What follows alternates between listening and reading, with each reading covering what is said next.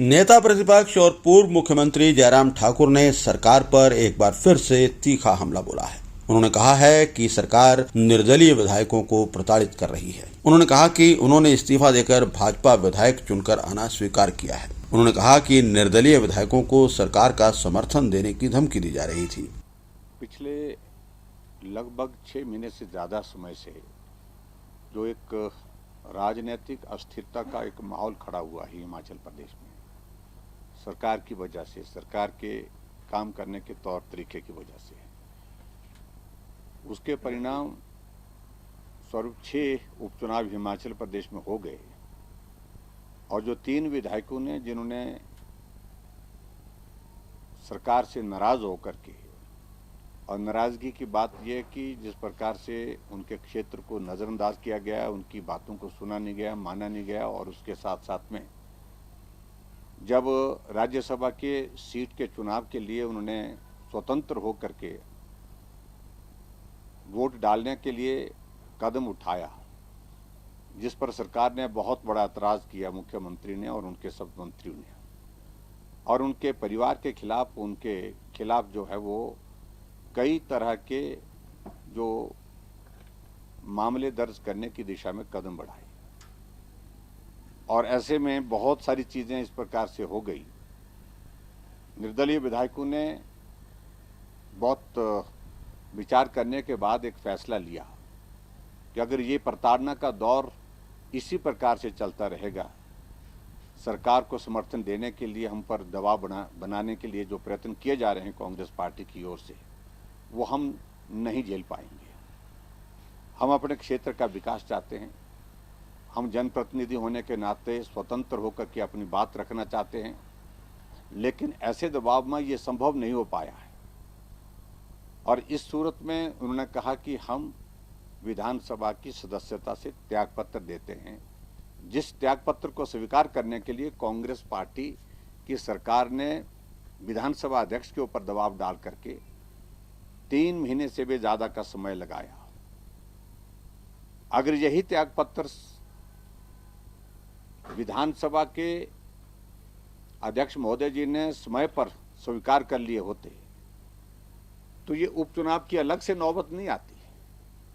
ये उपचुनाव लोकसभा के चुनाव के साथ होते और हिमाचल प्रदेश के करोड़ों रुपए के, हिमाचल प्रदेश और चुनाव आयोग के माध्यम से जो खर्च होना है, करोड़ों रुपए की उसमें बचत होती है। जयराम ठाकुर ने यह भी कहा है कि भारतीय जनता पार्टी इन तीनों सीटों पर चुनाव जीतेगी। उन्होंने सीएम सुक्खू के लिए कहा कि वो सत्ता और कुर्सी बचाने में लगे हुए हैं। मैं पहले भी इस बात को बड़ा स्पष्ट कर चुका है कि हिमाचल प्रदेश में कानून व्यवस्था नाम की तो कोई चीज रही नहीं है, और ये स्थिति इसलिए बनी है कि मुख्यमंत्री और अधिकारी सिर्फ सरकार बचाने में लगे हैं। मुख्यमंत्री कुर्सी बचाने में लगे हैं और सरकार के अधिकारी प्रयत्न कर रहे हैं कि हम सरकार को किस प्रकार से जो है हिफाजत उसको दे सके, यानी कि उसको सुरक्षित कैसे कर सके। मर्डर हो रहे हैं, कोई सुनवाई नहीं हो रही है। अभी हाल ही में सुंदरनगर में मुझे मालूम पड़ा कि कस्टोडियन डेथ हुई है, बता रहे हैं एक व्यक्ति की। लेकिन जो भी आरोपी अगर जेल के अंदर है तो उसकी मृत्यु, उसके अंदर वो आत्महत्या कर ले वहां पर, तो ये बहुत बड़ा एक प्रश्न चिन्ह होता है कानून व्यवस्था पर।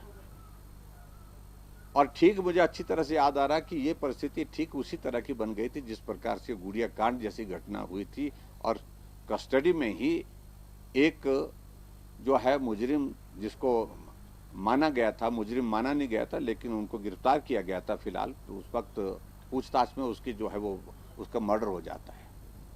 ऐसे हालात पैदा हुए हैं हिमाचल प्रदेश में, और दिन दिहाड़े लूटमार की घटनाएं, दिन दिहाड़े इस प्रकार की घटनाएं, जो खासतौर से अभी एक पुलिस कांस्टेबल का एक मामला आया है, वो लगातार इस बात को कह रहे हैं कि अधिकारियों का दबाव इस कदर का था कि जो एक बहुत साधारण मामला था उसको अटेम्प्ट टू मर्डर के केस में 307 में कन्वर्ट करने के लिए मेरे ऊपर दबाव था, और जो करना संभव नहीं था कानूनी तौर पर भी और एक इंसान के तौर पर भी, और एक पुलिस ऑफिसर होने के नाते, पुलिस कर्मचारी होने के नाते भी ये उचित नहीं था। इसलिए मैंने जो इसके लिए मना किया, लेकिन लगातार दबाव डाला गया और अब हैरानी की बात है कि वो कर्मचारी, वो कांस्टेबल जो है पिछले दिनों से गायब है। उनकी पत्नी गुहार कर रही है, मुख्यमंत्री से बार बार आग्रह कर रही है कि मेरे पति को सुरक्षित मेरे पास भेजिए, परिवार के पास भेजिए, लेकिन मुख्यमंत्री उस पर जवाब देना भी मुनासिब नहीं समझ पा रहे। उन्होंने लॉ एंड ऑर्डर को लेकर भी टिप्पणी की।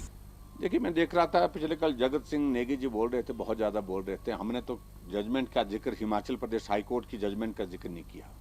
हमने तो जिक्र एक बात का किया कि सुप्रीम कोर्ट की जजमेंट सीपीएस के मामले में पहले आई है, हाई कोर्ट की जजमेंट्स भी आई है। अगर उस पर हम